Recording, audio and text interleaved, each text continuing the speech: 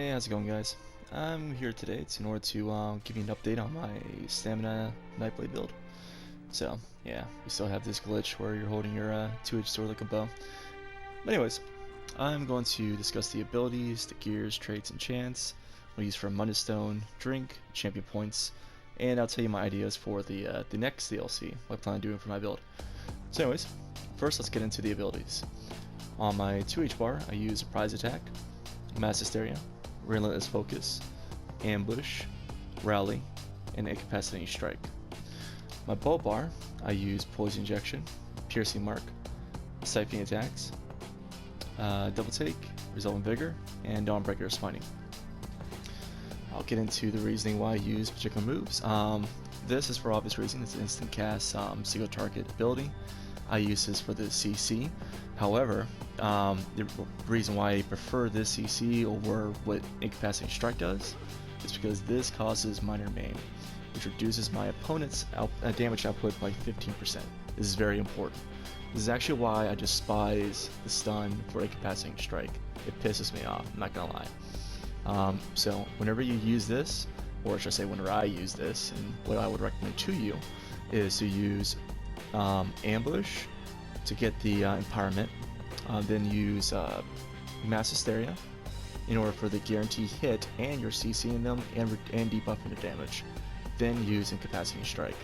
And I have tested it, and you won't lose your empowerment if you use Mass Hysteria between your Ambush and your Incapacitating Strike. Alright, Relentless Focus hits incredibly hard. In PvE, I can do 31,000 damage with it. It's combo with Ambush. Poison Injection, I like to keep this up at all times. I especially like to make sure it's up prior to doing a Ambush to Incapacitating Strike to Surprise Attack combination. Piercing Mark is excellent for taking on Nightblades, and it makes it so they can't cloak. It's also great for 1vx, because if you're fighting groups of people, what you can do is prior to killing someone, mark them. By doing this, you actually get a nice burst heal. It helps your survivability. Siphoning Attacks, this is why we have good resource management. Without it, it'll be terrible. Double Take, I've tested it. It works just as good as Shuffle, I promise you. I've tested Shuffle, I tested Elude, I've tested Double Take, obviously, and I've tested it by pretty much attacking 100 times and taking enough times dodge, and all three moves, it's around 20%.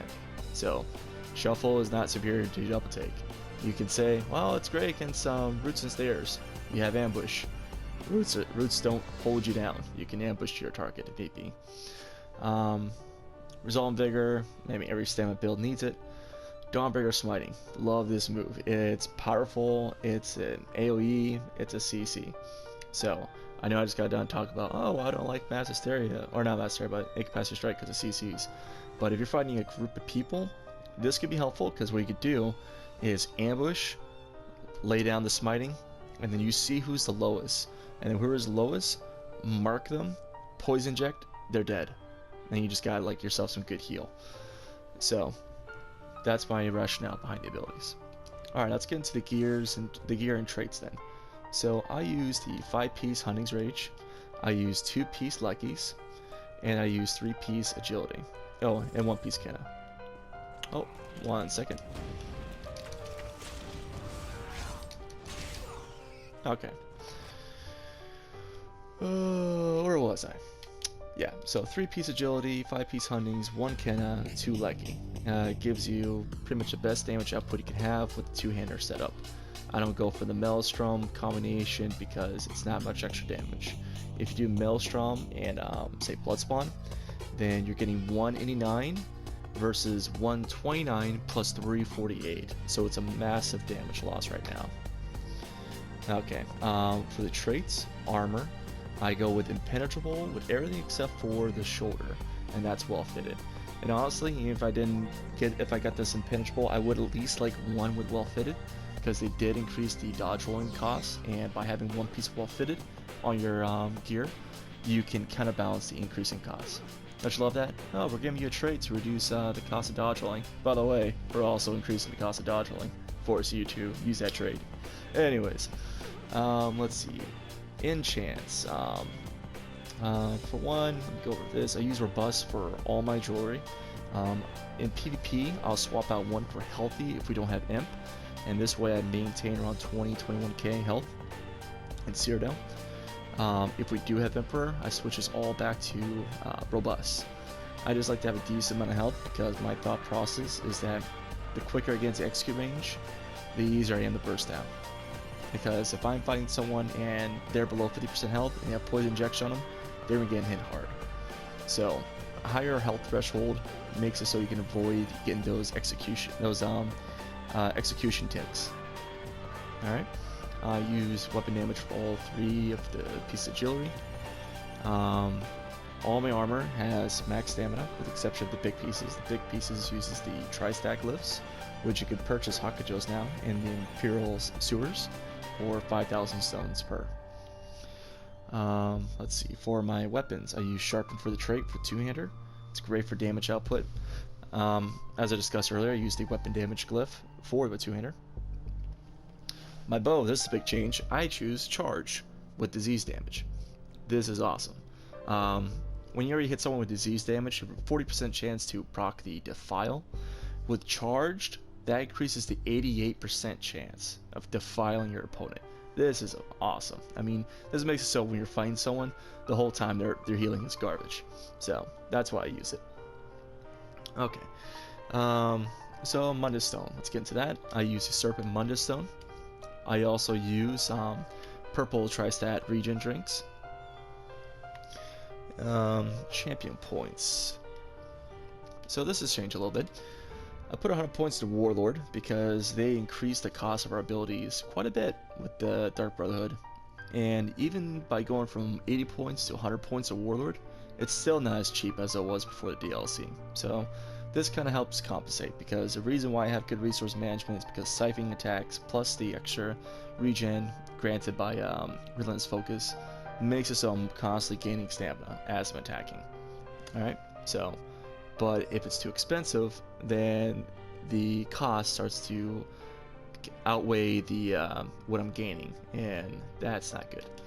So I put 34 points into Mooncalf, gives us 11.8 stamp recovery, 33 into Tumbling, which gives us a 9% cost reduction for dodge rolling and CC breaking, 12 points to Bless for extra healing, 1 point just for reasons, gives me a little extra damage shield. It's not a big deal, it's 1 point, figure it's worth it. 34 into Precise Strikes. Now this is actually not for the reason you may think. Yes, it's great because it does more damage for crit damage, but anyone you're fighting in PvP that's a good player has Impenetrable, and therefore your crit damage isn't going to be that huge. However, this also works on healing, so this actually helps your survivability with those crit heals. 10 points with Thaumaturge, which is great for your moves such as Poison Injection and Dawnbreaker or Smiting. Piercing, I put 10 points in there. Not a huge amount. I might do an extra 10 points next update. The reason being is because with Sharpen and Major Fracture, light armor is not going to have anything. Medium armor is going to have very little. The only people that's going to have decent armor is heavy armor, and they don't hit that hard typically. Although this update, they can start hitting hard again. 100 points into Mighty, 12 points into Resistance, more crit resistance. We have 73 into Hardy and Elemental Defender. Last update, Magic hit the hardest by far, and now they're even. So I put an even amount in both of these, because if you don't, Stamina's going to mess you up. And I'm being attacked, aren't I? Yeah, I'm probably being attacked. Yeah, okay. Yep. Anyways, let me show you something. Oh, we're hit. This is without empowerment or critting. So when it's empowered and it crits, it's like over 30k damage. It's pretty nice. Anyways, where was I? Oh yeah, 8 points of Thick Skinned. There's a lot of powerful quote-unquote damage over time effects that are doing a lot of damage, such as Ring Destruction, Dawnbreaker, Flurry, Puncturing Sweep, and Biting Jabs. There's more, but these are moves that ZeniMax has deemed as damage over time, which I think is stupid. but it is what it is. So we needed resistance towards it. Next update, definitely put in 10 points into thick skinned. And then I have 1 point to quick recovery. Anyways, that's I think everything for my current build. I'll show you my stats fully buffed.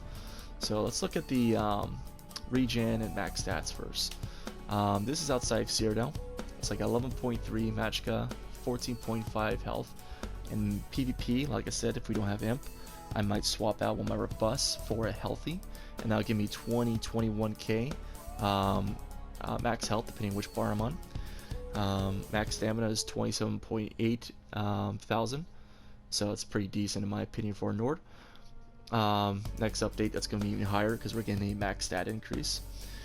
Let's see, if I swap out a robust for a healthy, then it becomes around almost 27k. Let's see, for weapon damage, let me rebuff. So for weapon damage, it's 3743. If I activate the weapon damage glyph, is there anything I can attack? Can I kill the rat? Let's see, did it proc? No, it didn't proc. Why would it proc? Alright, let me find something worth hitting. Here we go. I can hit this guy here. Nah.